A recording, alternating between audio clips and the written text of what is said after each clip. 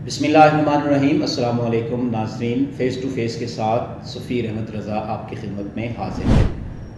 आज हमारे साथ आज़ाद कश्मीर के वज़ीर जेल खाना जात चौधरी मोहम्मद इसहाक़ ऑनलाइन मौजूद हैं। हम उनसे मुख्तलिफ़ इशूज़ पर बात करेंगे। फ़र्स्ट ऑफ़ ऑल अगर बात की जाए आज़ाद कश्मीर की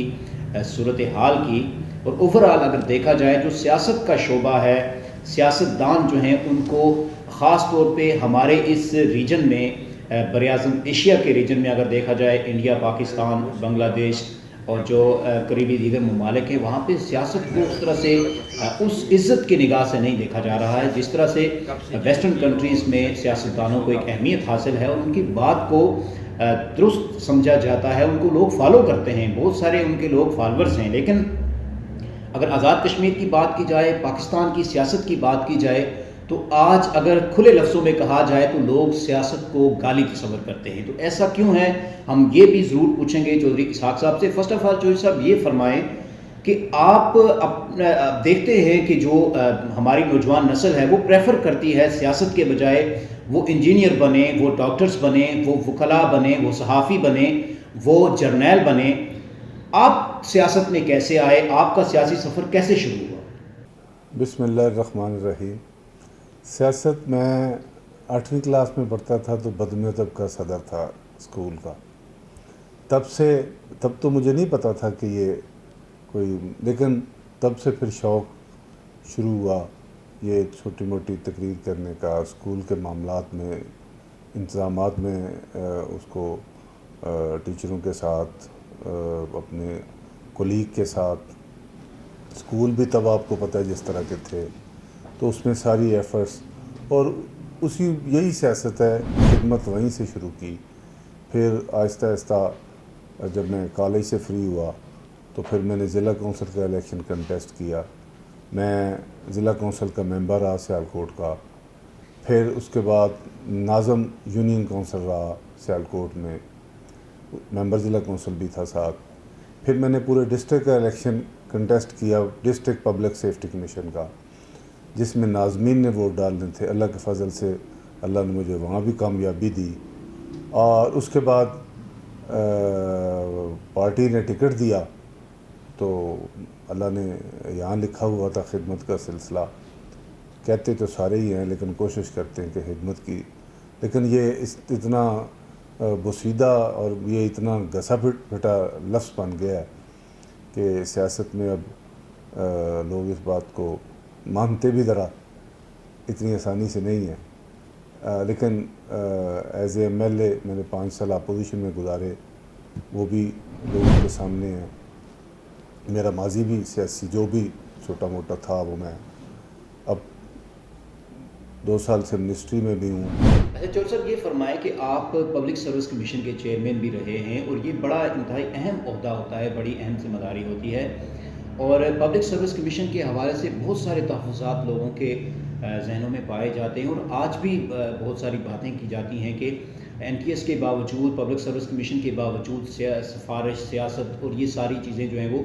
मेरिट की बालादस्ती में रुकावट नज़र आती हैं। तो आप बताएंगे कि क्या पब्लिक सर्विस कमीशन में जब आप उसके चेयरमैन रहे हैं, आपकी क्या अचीवमेंट्स हैं और क्या आपने कोई मुनफरिद काम क्या किया है?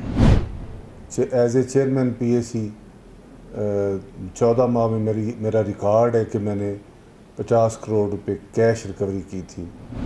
जो आज तक कश्मीर में कम से कम रिकॉर्ड है। और अल्हम्दुलिल्लाह किसी की इज़्ज़त नफ्स मजरूह नहीं की, किसी के साथ ज़्यादती नहीं की। जिस केस में अगर किसी ने कहा कि मेरे साथ ये नाइंसाफ़ी है तो रिव्यू भी किया और उसको सेटिस्फाइड किया, धौंस से नहीं काम चलाया। ये इस बात के सारी गवर्नमेंट के ऑफिसर्स गवाह हैं कि इंशाअल्लाह अल्लाह करे इसके बाद कोई मुझसे, मैं तो कोई शय नहीं, मेरी पूरी टीम थी, मैं ये अकेला क्रेडिट नहीं लेता। उसमें कर्नल साहब थे, हमदर्द कादरी थे, डॉक्टर मुस्तफ़ा बशीर थे, ये सारी टीम थी। लेकिन चलो अल्लाह ने एज़ ए चेयरमैन मेरा इंतखाब करवाया। तो फिर उसके बाद ये जेल की वजारत मेरे पास आ गई। हालांकि आप जैसे भाई ने ये सवाल भी किया था کہ کہاں چیئرمین پی اے سی اور کہاں جیل کی وزارت.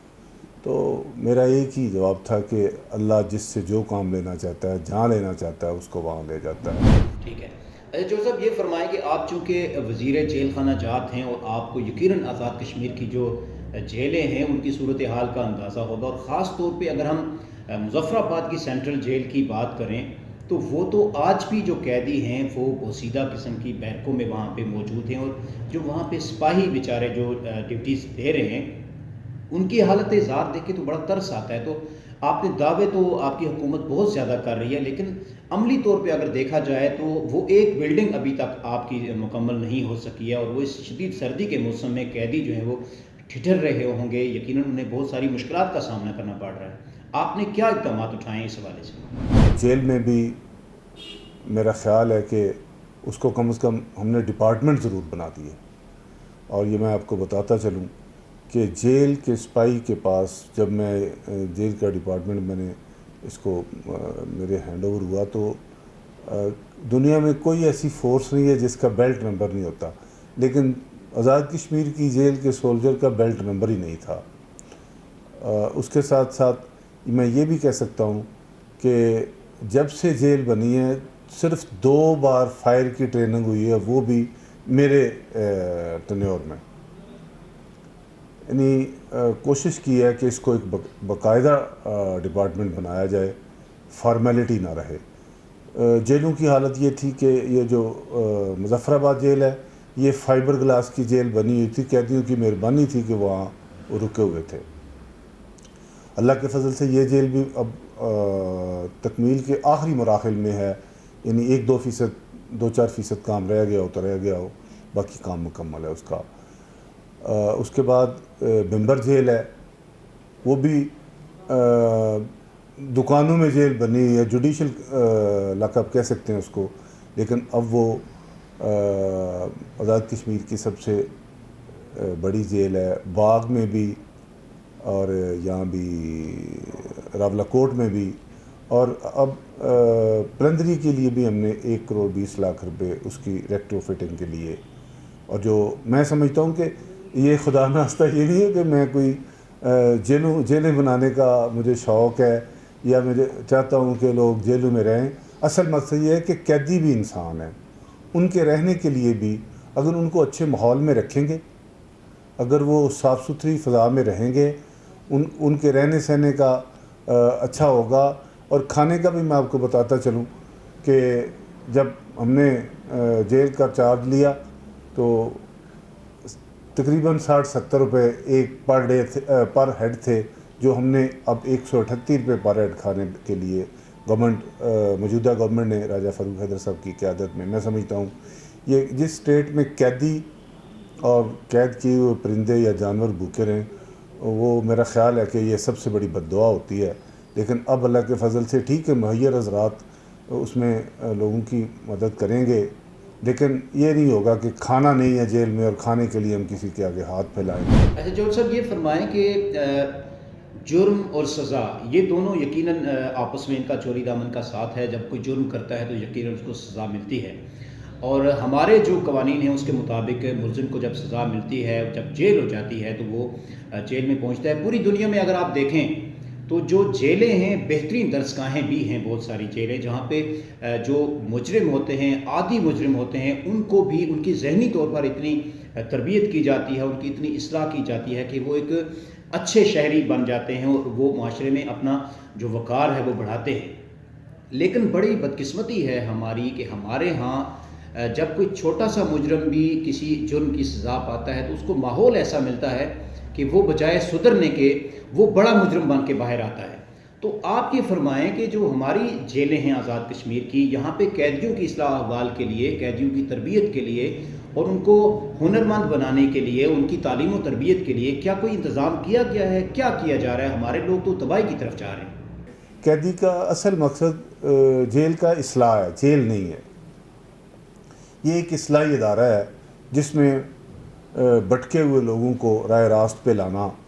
اور ان کو معاشرے کا اچھا شہری بنانا، ان کو معاشرے میں عزت اور اچھا مقام دلوانا، یہ میں سمجھتا ہوں جیل آفیسر کی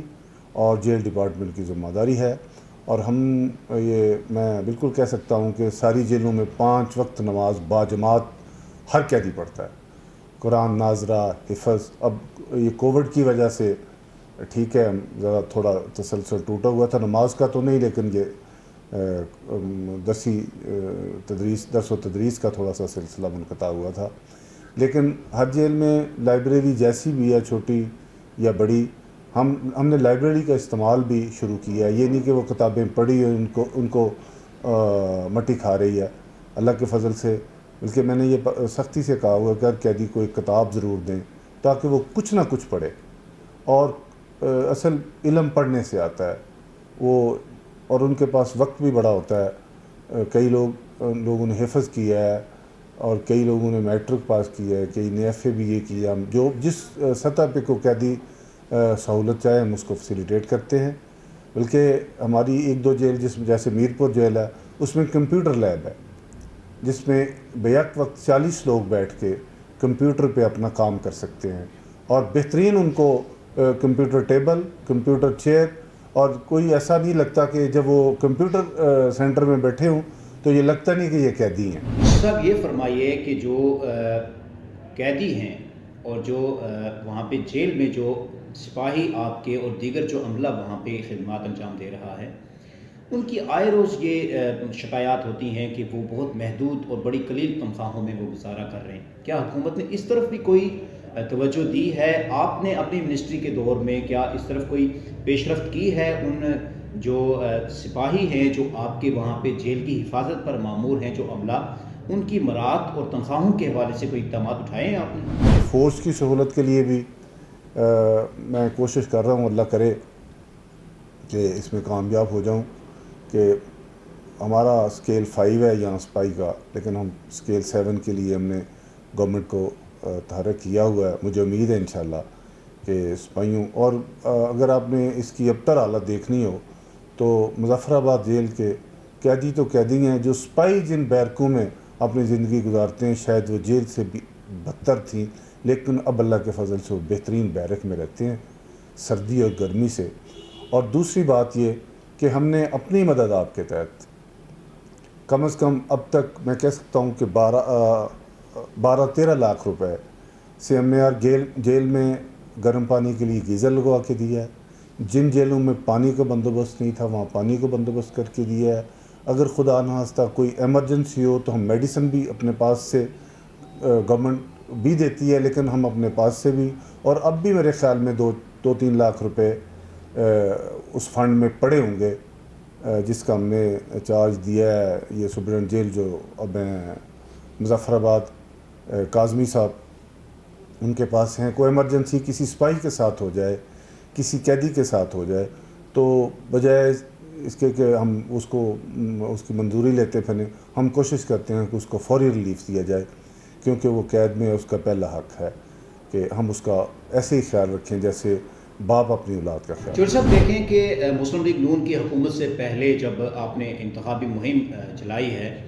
مسلم لیگ نون کے جو رہنما ہیں جو اس وقت الیکٹڈ موجود ہیں گورنمنٹ میں،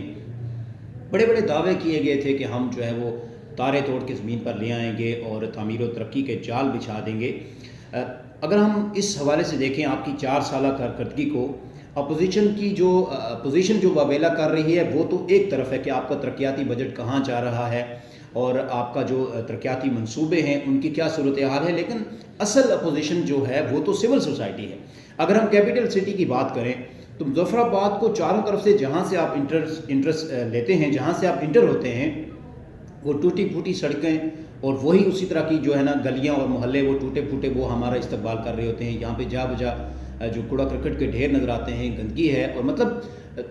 روڈ انفراسٹرکچر کو دیکھ لیں یا آپ دیگر جو بیسک انفراسٹرکچر ہے اس کو دیکھ لیں، اس کا کوئی نام و نشان ہمیں خاص طور پہ جو کیپٹل سٹی ہے یہاں پہ تو نظر نہیں آتا ہے. دیگر اضلاع کی بات کریں، نیلم والے لوگ اپنی جگہ پہ رو رہے ہوتے ہیں،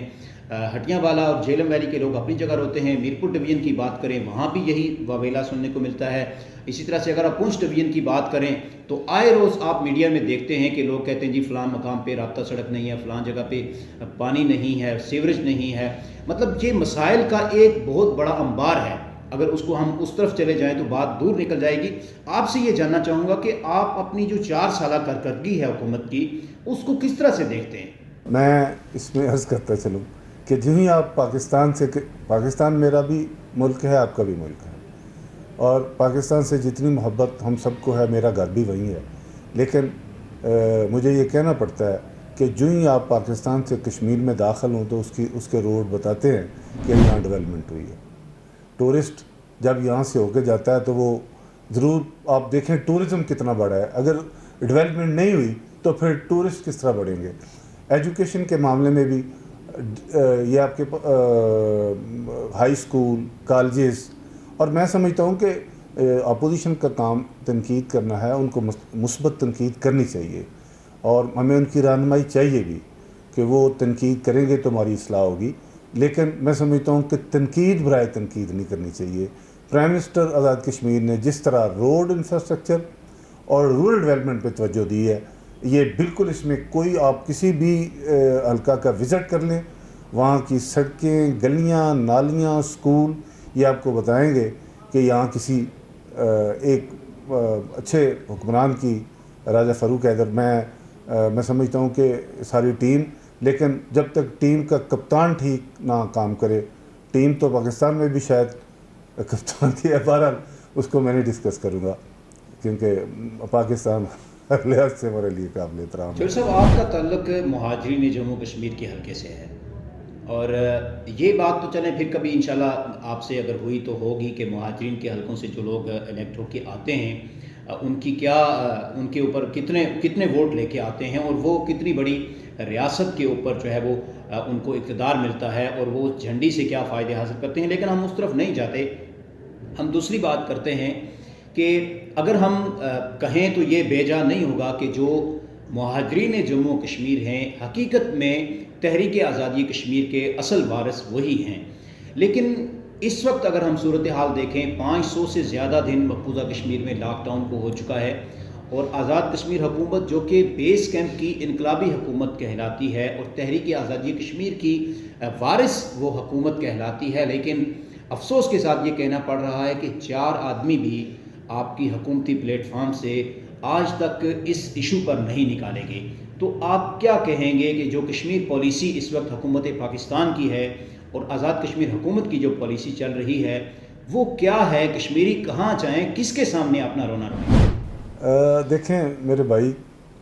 پاکستان ہمارا وکیل ہے اور یہ بات آن ایئر ساری دنیا میں جائے گی. میں سمجھتا ہوں کہ جب تک کسی ملک کے معاشی حالات ٹھیک نہ ہوں، جب تک وہاں کی اندرونی صورتحال ٹھیک نہ ہو، جب تک وہاں کی سیاسی معاملات ٹھیک نہ ہوں، تو میرے خیال میں وہ وکیل بھی اس کے اپنے معاملات ٹھیک نہیں ہوں گے. لیکن میں سمجھتا ہوں کشمیر کے لیے جو بھی کر سکتے ہیں انہوں نے کیا، لیکن اس کے لیے کشمیریوں نے خود بھی بڑا کام کیا. اور میری یہاں پہ ایک تجویز ہے آپ کے چینل کے وساطت سے کہ کشمیر کے 3 پورشن بنتے ہیں: مقبوضہ، آزاد اور ڈائسپورا، جو بیرون ملک لوگ ہیں. ابھی سکھوں نے اپنی ایک تحریک آزادی شروع کی تھی، اس میں انہوں نے 2020 کو اپنا ریفرینڈم کا سال قرار دیا کہ ہم پوری دنیا میں جہاں جہاں بھی سکھ ہندوستان سے ہجرت کر کے گئے ہیں، جہاں جہاں بھی آباد ہوئے ہیں، وہاں ریفرینڈم کرائیں گے تاکہ دنیا کو یہ پیغام جائے کہ ہم ایسی قوم ہے. حالانکہ ان پہ کوئی غاصبانہ قبضہ نہیں کیا گیا تھا. وہ جو ڈیوائڈ ہندوستان ہوا تھا اس میں وہ ہندوستان میں شامل ہوئے تھے اپنی مرضی سے، لیکن ہم پہ ہندوستان نے جبراً قبضہ کیا تھا. اور اس جبری قبضے کے جو ہے میں سمجھتا ہوں کہ اس کے لیے کوشش اپنی جگہ، ایک تحریک شروع ہے. تب سے کس کا نام لیں، میں کشمیری مجاہدین کو، کشمیری لیڈران کو سلام پیش کرتا ہوں، اور ان ماؤں، ان بیٹیوں اور بہنوں کو میں سمجھتا ہوں جو جدوجہد انہوں نے کی ہے شاید دنیا میں اس کی مثال نہیں ملتی. میں عرض کروں، یہ جو میری یہ خواہش ہے یا میری یہ پاکستان گورنمنٹ سے استدعا ہے، اور میری کشمیری جو قیادت ہے، حریت کے لوگ ہیں، ان سے بھی یہ ہے کہ وہ اس سال کو نہیں تو اگلے سال کو کم از کم کشمیر کے ریفرینڈم کا سال قرار دیں، جہاں جہاں بھی کشمیری دنیا میں آباد ہیں ایک دن ان کی ووٹنگ ہو، اور اس میں دو ہی باتیں ہوں کہ آپ آزادی چاہتے ہیں یا ہندوستان کے ساتھ رہنا چاہتے ہیں۔ تو اگر آزادی چاہتے ہیں تو پھر میں سمجھتا ہوں کہ کوئی ایسا بھی کشمیری نہیں جو آزادی نہیں چاہتا، اور اگر یہ ریفرینڈم کرایا جائے تو ان ملکوں میں جہاں ہمارے کاز کا لوگوں کو علم نہیں ہے وہاں بھی یہ بات جائے گی، انٹرنیشنل میڈیا اسے کوریج دے گا، اس کو سوشل میڈیا کوریج دے گا، اور یہ اتنی بڑی تحریک ہوگی آزادی کے لیے، شاید اللہ کرے یہ سنگ میل ثابت ہو۔ ٹھیک ہے، لیکن یہ فرمائیں کہ کیا وجہ ہے کہ اگر آپ کہتے ہیں کہ حکومت یہ بلیم کرتی ہے، حکومت یہ دعویٰ کرتی ہے کہ وہ انٹرنیشنل فورمز پر پاکستان نے ہماری آواز اٹھائی ہے، کشمیریوں کا کیس جو ہے وہ UN میں پیش کیا ہے، لیکن وہ جو شفافیت ہے انڈین فورسز کی مقبوضہ کشمیر میں جو آئے روز خانہ تلاشی کے نام پہ ہماری ماؤں بہنوں بیٹیوں پر تشدد کیا جا رہا ہے، کشمیریوں کو ایون ہسپتال نہیں جانے دیا جا رہا ہے، مساجد کو وہاں پہ تالے لگے ہوئے ہیں، اگر ہمارا کیس اتنا سٹرانگ طریقے سے انٹرنیشنل فورم پہ پہنچا ہے تو کیا وجہ ہے بھارتی مظالم میں کمی کیوں نہیں آ رہی ہے؟ دیکھیں بات یہ ہے کہ ظلم جو ہے نا کہیں بھی ہو، ظلم سے معاملات ختم نہیں ہوتے بلکہ معاملات بڑھتے ہیں اور وہ پھیلتے ہیں۔ ہندوستان کا جو اس وقت کا سیٹ اپ ہے جو نریندر مودی کی قیادت میں ہے، دیکھیں نا کل اس کو گجرات کا قصاب کہتی تھی امریکن گورنمنٹ، اس کو ویزا دینے کے لیے امریکن ایمبیسی تیار نہیں تھی، لیکن آج صرف اس لیے کہ اس کی معیشت بڑی ہے ان کو، لیکن یہ ظلم اور زیادتی جو ہے اس سے کشمیر کا مسئلہ ہائی لائٹ ہوا ہے، دبا نہیں ہے۔ آپ زمینوں پہ قبضہ کر سکتے ہیں، انسانوں پہ قبضہ نہیں کیا جا سکتا، کسی کے دل پہ قبضہ نہیں کیا جا سکتا، کسی انسان کو نہیں دبایا جا سکتا۔ جتنی زور سے آپ دبائیں گے وہ اتنے پریشر سے اٹھے گا۔ انشاءاللہ مسئلہ کشمیر اب پوری دنیا میں ایک مسئلہ بنا ہوا ہے جس کی شاید پہلے اتنی یہ اور صرف یہ ہندوستان کے ظلم، زیادتی اور بربریت کی وجہ سے اس کو اتنا دنیا میں یہ ابھی 24 تاریخ کو یورپی یونین میں شاید یہ پہلی بار ہے کہ وہاں پارلیمنٹ میں کشمیر کے متعلق کشمیر کی آزادی پہ بحث ہوگی پارلیمنٹ میں، اور یہ کچھ چھوٹی بات نہیں ہے، یہ ساری اس ظلم اور اس زیادتی اور کشمیریوں کی کوششوں اور پاکستان کی میں سمجھتا ہوں کہ جو ان کی کوششوں کی وجہ سے سارا کچھ ہے۔ اچھا سر، یہ بتائیں کہ اگر آپ اس کو جامع انداز سے کنکلوڈ کرنا چاہیں اپنی حکومت کی کارکردگی کو تو آپ کس طرح بیان کریں گے؟ دیکھیں جی، حکومت کی کارکردگی پہلی بات تو یہ تھی کہ NTS اور NTS سے عام لوگوں کو فائدہ ہوا ہے، جن کی رسائی گورنمنٹ کے ایوانوں تک نہ تھی، جن کی رسائی شاید ہم تک بھی نہ تھی، ان کو فائدہ ہوا ہے۔ اور اس کے بعد یہ آپ ہاسپٹل میں دیکھیں ایمرجنسی جو ہے نا میڈیسن، وہ پہلی بار ایسا ہوا ہے کہ لوگوں کو فری دی جاتی ہے۔ یہ 13ویں ترمیم یہ اتنی بڑا کام ہے کہ میں سمجھتا ہوں کہ شاید اس سے پہلے کسی نے اگر کوشش کی بھی ہے، شاید کسی نے کوشش ہی نہیں کی، لیکن یہ آپ کو بھی پتہ ہے کہ یہ 13ویں ترمیم جس طرح آپ اپنے تکمیل کے مراحل تک پہنچی وہ کتنا جان جوکھوں کا کام تھا، اور اس میں گورنمنٹ آف آزاد کشمیر اور پرائم منسٹر راجہ فاروق حیدر اور شاہد خاقان عباسی صاحب جو اس وقت کے پرائم منسٹر پاکستان تھے، اور میاں نواز شریف نے جو آزاد کشمیر کے لوگوں کے ساتھ وعدہ کیا تھا اس کو پایا تکمیل تک پہنچایا۔ یہ اتنا بڑا کام ہے کہ اس سے ہم ٹیکس کلیکشن اپنی خود کرتے ہیں اور ہمارا ٹیکس کئی گنا بڑھا ہے پہلے سے۔ اس میں تفصیل میں جاؤں تو ایک لمبی بات ہے، لیکن ڈیولپمنٹ کے لحاظ سے آپ کوئی ایسا کونا نہیں ہے کشمیر کا کہ جہاں آپ کہہ سکیں کہ ڈیولپمنٹ نہیں ہوئی۔ ٹھیک ہے، اچھا سر یہ فرمائیں کہ بہت ساری افواہیں گردش کر رہی ہیں کہ مسلم لیگ نون کے بہت سارے اراکین اسمبلی جو ہیں اور وزراء ان کی اندرون خانہ ڈیل ہو رہی ہے PTI کے ساتھ، اور